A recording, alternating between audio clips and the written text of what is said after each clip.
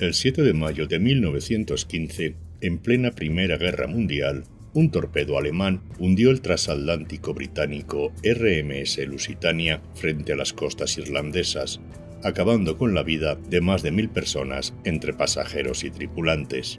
Desde entonces, la tragedia ha sido objeto de incesantes especulaciones. ¿Se trató de un acto de guerra despiadado? ¿Un cúmulo de negligencias? ¿O acaso existía un oscuro plan para precipitar la entrada de Estados Unidos en la Primera Guerra Mundial?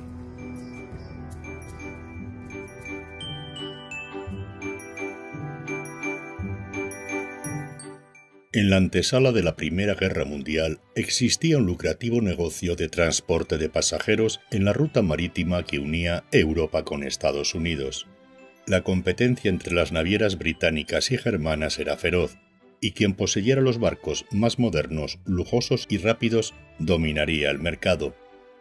La Cunard Line, con el respaldo financiero del gobierno británico, que le prestó 2.600.000 libras, construyó los dos transatlánticos más vanguardistas, lujosos y veloces hasta entonces creados, los gemelos RMS Mauritania y RMS Lusitania.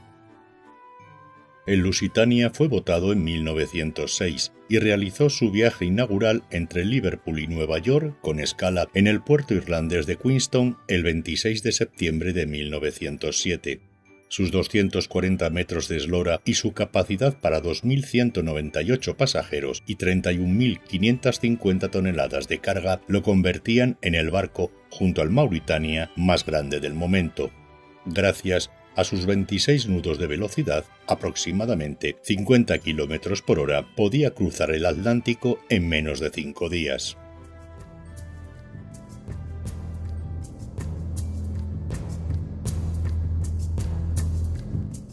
A los pocos meses de haber estallado la Primera Guerra Mundial, el Reino Unido declaró el Mar del Norte como zona de guerra, autorizando a la Royal Navy a interceptar a cualquier barco que navegase por aquellas aguas.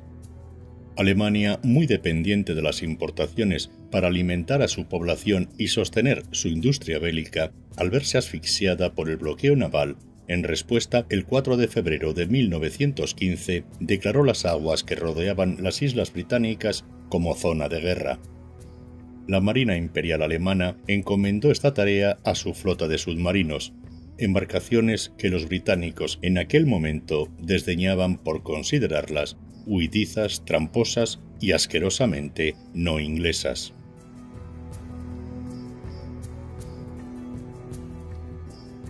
La guerra naval, al comienzo de la Primera Guerra Mundial, aún se regía en general por ciertas normas no escritas, conocidas como derecho consuetudinario del mar.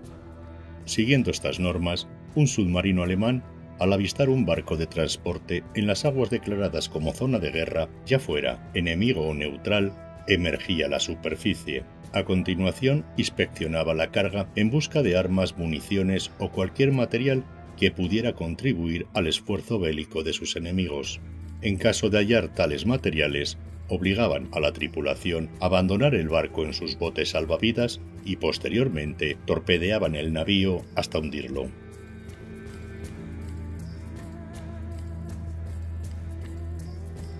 El máximo responsable de la Marina de Guerra británica era el primer Lord del Almirantazgo.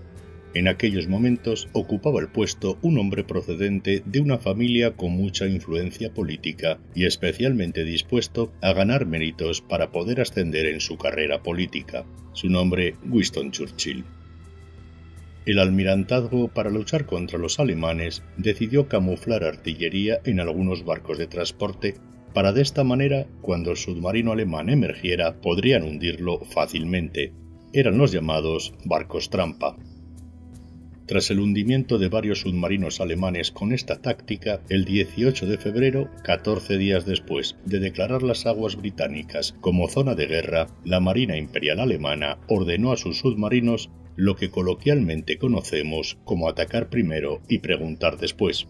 Aunque es verdad que los oficiales alemanes, en un primer momento, intentaron evitar ataques indiscriminados.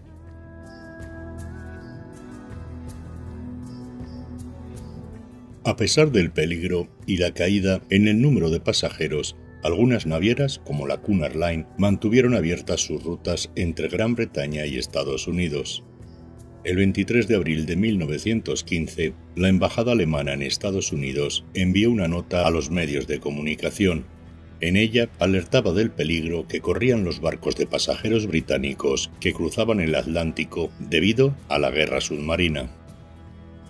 Los embajadores de Gran Bretaña y Francia calificaron la advertencia como una estratagema para perjudicar el tráfico de pasajeros. La mayoría de los periódicos la tacharon de exagerada y no le dieron importancia.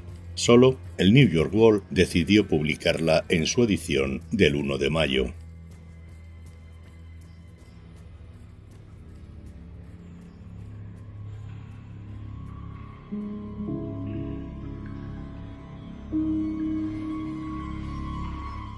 En la madrugada del 1 de mayo de 1915, el Lusitania se encontraba en el muelle 54 del puerto de Nueva York.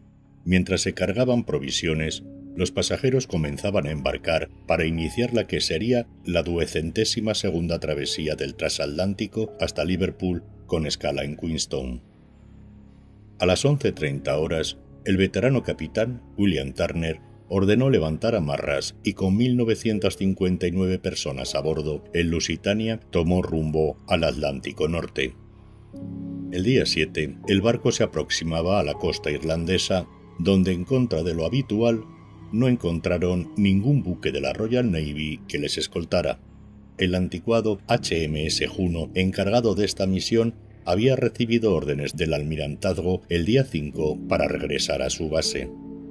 Turner, quien durante la mañana había sido advertido de la posible presencia de submarinos alemanes en la zona, decidió aumentar la velocidad a unos 21 nudos con la idea de dificultar el impacto de un posible torpedo. Sin embargo, poco después, una densa niebla le obligó a reducir la velocidad.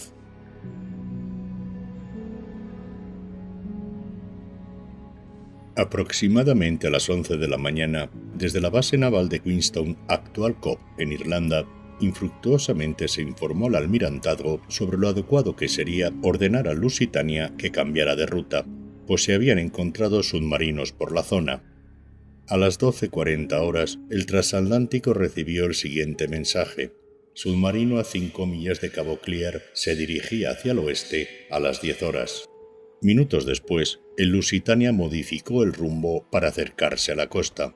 A las 14 horas, por razones no del todo aclaradas, el capitán Turner ordenó un segundo cambio de rumbo que alejaba al navío de la costa.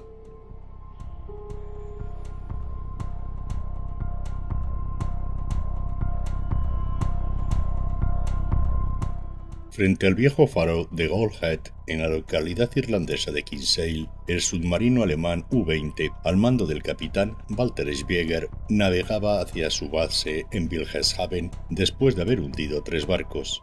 Cuando aproximadamente a unos 18 kilómetros de la costa, Spieger observó a través del periscopio un objeto que anotó en su cuaderno de bitácora de la siguiente manera: un barco de 4 chimeneas y 2 mástiles, parece ser un gran buque de pasajeros.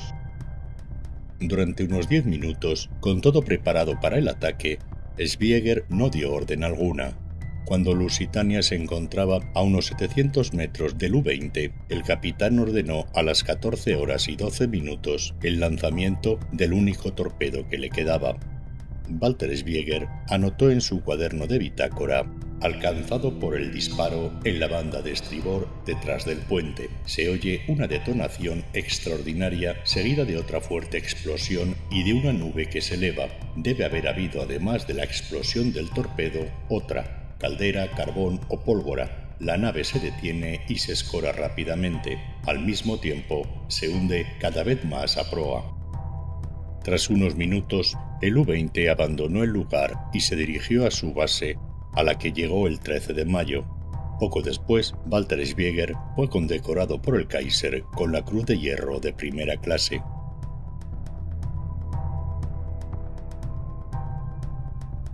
Tras la segunda explosión, de origen aún desconocido, el Lusitania se escoró rápidamente.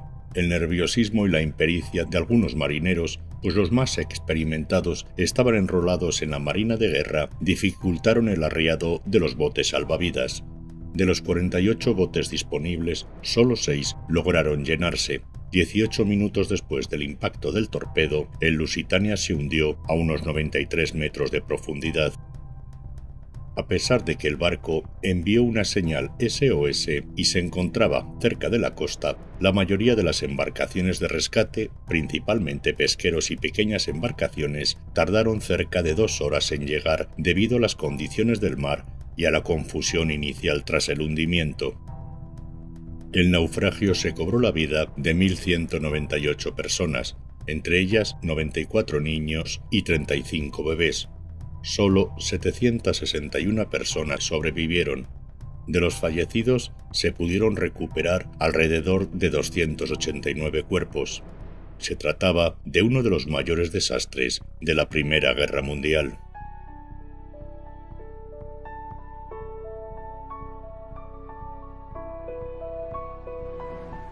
La tragedia conmocionó al mundo entero, pero especialmente sacudió a Reino Unido y Estados Unidos. De este último habían perecido en la tragedia 128 de sus nacionales. La prensa de ambos países se encargó de convertir a los alemanes, fueran o no soldados, en seres odiosos, bárbaros y sanguinarios. Los medios de comunicación se centraron especialmente en el impacto emocional que producían las muertes de mujeres y niños, así como los actos de heroísmo durante el hundimiento. Por primera vez se utilizó el término crímenes de guerra y numerosos periódicos exigieron la entrada de Estados Unidos en la Primera Guerra Mundial junto a Reino Unido. En su defensa, Alemania alegó que había advertido públicamente del peligro que representaba para los pasajeros cruzar el Atlántico Norte. Además, argumentaron que el Lusitania era, en realidad, un barco de pasajeros que transportaba material de guerra procedente de Estados Unidos.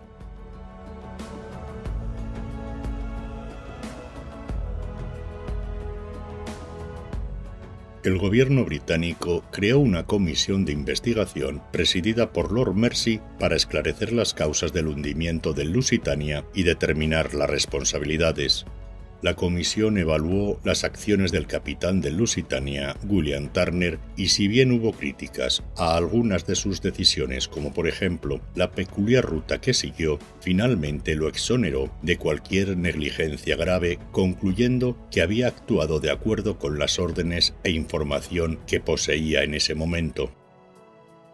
Sin profundizar en la segunda explosión ni en otras anomalías, la comisión atribuyó la responsabilidad a Walter Spieger, comandante del submarino alemán, por haber lanzado el torpedo que hundió el barco. La Cunard Line nombró a su propio comisionado, quien llegó a la misma conclusión que la comisión oficial. Es probable que el hecho de que el informe oficial culpara a Alemania, lo que exoneraba a la naviera de pagar indemnizaciones, influyera en esta coincidencia. Las conclusiones de la comisión fueron utilizadas como parte de la propaganda aliada para reforzar la imagen de Alemania como una nación agresora que violaba las leyes internacionales de guerra.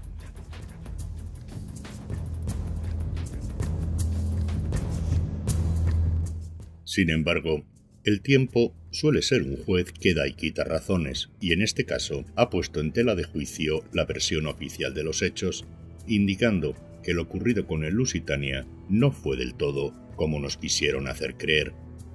Documentos desclasificados a finales del siglo XX revelaron que el almirantazgo británico, gracias a diversas fuentes confiables, incluidos sus servicios secretos, tenía conocimiento de la presencia del U-20 en la zona por la que debía navegar el Lusitania.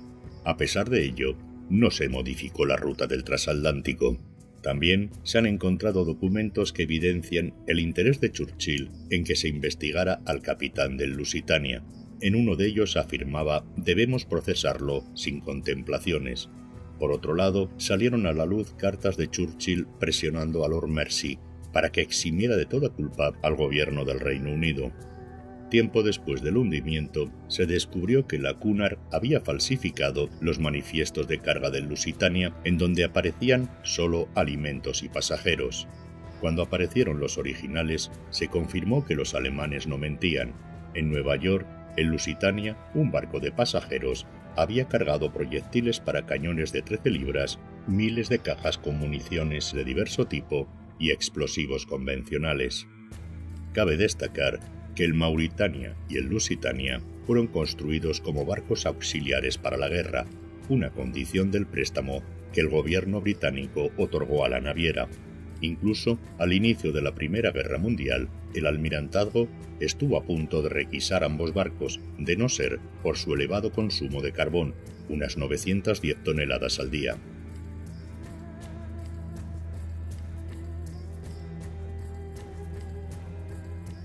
El hundimiento del Lusitania sigue envuelto en un halo de misterio, con interrogantes que aún hoy no han sido respondidos. Esto ha dado lugar a diversas teorías que buscan un culpable, algunas de ellas controvertidas que, pese a estar mejor o peor argumentadas, no dejan para algunos de ser teorías conspirativas sin respaldo documental sólido.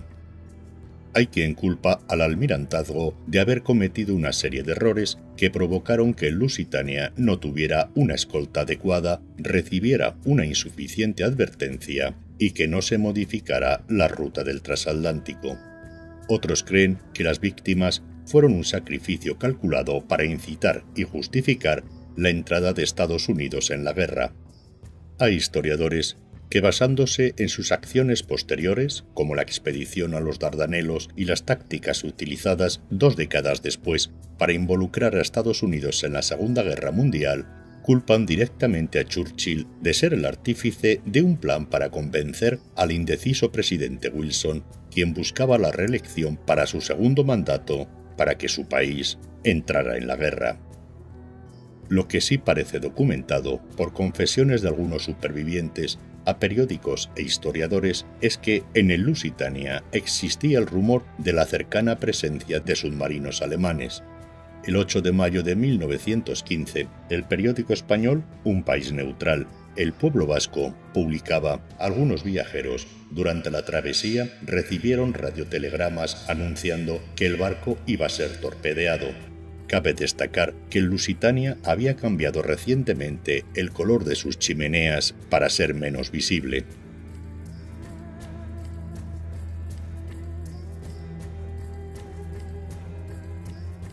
En 1993, Robert Ballard, célebre por el hallazgo de la tumba del Titanic, lideró una expedición al lugar del hundimiento del Lusitania. Tras observar los restos del naufragio, no encontraron pruebas definitivas de la causa que produjo la devastadora segunda explosión. Lo que sí hallaron fue vestigio de municiones y un gran boquete que sugería una explosión de dentro hacia afuera, incompatible con la acción de un torpedo alemán de aquella época. En 2011, Greg Bemis dirigió y financió otra expedición en la que colaboró el prestigioso laboratorio californiano Lawrence Livermore National Laboratory. Pese a que los resultados de las pruebas y ensayos no resultaron concluyentes, los expertos de la expedición, considerando los testimonios de los testigos y los entre 15 y 30 segundos que transcurrieron entre la primera y la segunda explosión, se inclinaron por la hipótesis de una explosión provocada por una caldera que entró en contacto con el agua fría del mar, sin descartar una explosión derivada de la nitrocelulosa presente en las municiones y explosivos que se cree transportaba el Lusitania.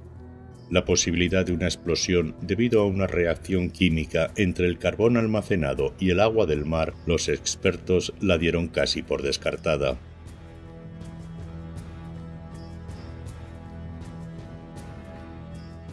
Es probable que nunca sepamos con certeza qué provocó la segunda explosión del Lusitania, ni si la muerte de más de 1000 personas fue un precio asumible para remover conciencias y que Estados Unidos entrara en la guerra. Durante su campaña electoral, Wilson no dudó en usar el lema «El hombre que nos ha mantenido fuera de la guerra». Sin embargo, una vez reelegido, en la sombra ayudó a Reino Unido en la guerra y, por lo que cuentan un buen número de historiadores, un año después del desastre del Lusitania, solo necesitaba una justificación para entrar de lleno en ella.